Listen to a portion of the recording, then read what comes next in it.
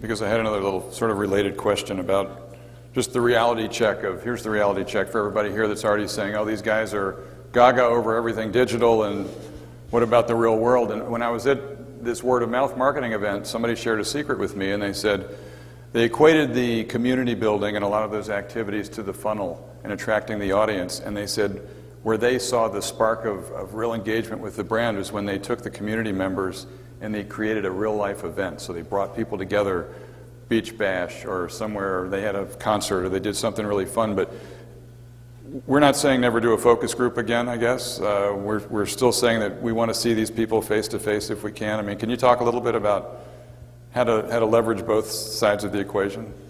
I don't think they're necessarily mutually exclusive. I'm not saying to stop your email marketing strategy. Absolutely not. I'm just saying you should prepare for what's coming, and it's certainly coming. It's not a hype. It's not something that's going to pass within the next 5 to 10 years. It's just an indication of where this is going. People want to communicate with companies. People want their results returned. They don't want to be told what to do or what to think or where to go to find the best deal. I'm going to do that myself. I need a tool to help me do what I want to do, as opposed to a company that tells me what to do. That's not going to change overnight, and there's going to be a very different path for different types of companies. We happen to be in a business where we're dealing with the most savvy demographic out there, period. We sell airline tickets to college students, and we have to adapt a lot faster than someone selling real estate to retired people. That's just the way it is.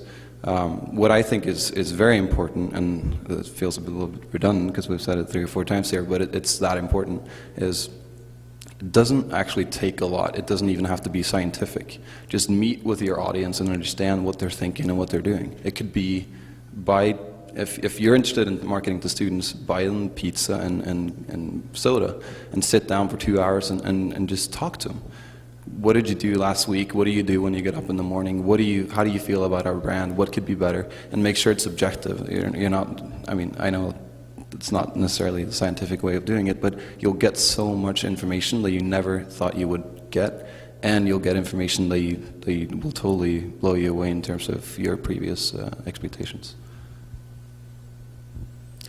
It's interesting because that's what Twitter gives us as well, right? It's an opportunity to listen. I mean, it's a great opportunity, and I guess it's a little surprising sometimes when you hear, people are excited about what happened to Comcast on Twitter, where someone from Comcast went in and solved a problem that someone was twittering about. Well, that's not a good sign. It's not a good thing. It's just that there hasn't been listening. There hasn't been a good channel to listen. So let's not say good job to Comcast for that. I guess that's sort of shame on you for not finding another or better way to do that. And yeah, I'm not going to go into my experiences with Comcast, but a lot of people have them, right? So let's solve those problems first, because this demographic, that's what they care about. You won't get the word of mouth if you don't have good customer service, for instance. It's just no way. That is word of mouth. It's good customer service. It creates word of mouth. It's pretty simple. You don't need to be a Twitter expert to learn that. Twitter is just another vehicle to listen to it and to watch people talking about it.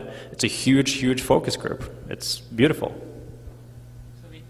Let me just add to that. I actually met Frank yesterday, who's Comcast Cares on Twitter. I'm assuming everyone knows that he's sort of a little bit of a celebrity now with what he's doing. And what was interesting, because he said to me, when they find someone with a problem at Comcast, they don't attempt to solve it on Twitter. What they do is he or one of his teammates just reach out and say, can we help?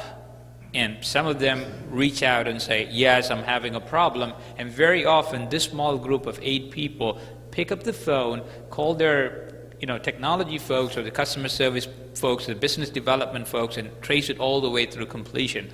Now, that can we help is the question. Now, I want to point out one other thing very clearly. A lot of things that we talked about today, don't equate that with social media.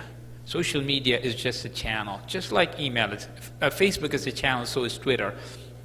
What we're talking about is something more fundamental, something that has to do with culture. Last night, I was in San Francisco airport, and I picked up the newspaper, New York Times, and a full-page ad by Target. Target Corporation. This is not eBay, this is not Amazon, this is not Google. Target, full page red ad that said, Target wants to know what you are thinking. Send us your feedback at an email address. This is Target, and that's all the ad said. So I'm like, this is interesting. And I had two newspapers, pick up San Francisco Chronicles, and same ad, full page ad on most national newspapers, just asking consumers to tell them what they think of Target. And Target is not doing very well, by the way. Can you imagine the pressure? Used to be a client of mine at Epsilon Interactive. You're in retail, you're not doing dandy, right? So when somebody walks up to you and says, let me take out this full page ad, that does no selling for you. For you to put it, you have to be convinced that there's a shift in the marketplace. So what we're talking about is another way to approach marketing. And you can do that in any channel. You can get people, use companies like Meetup, round people up together, again, free of cost. You can do that in print, you can do that in TV, you can do that on email. The idea is to shift from just being a push and just getting information out to making it a two-way conversation. It's interesting.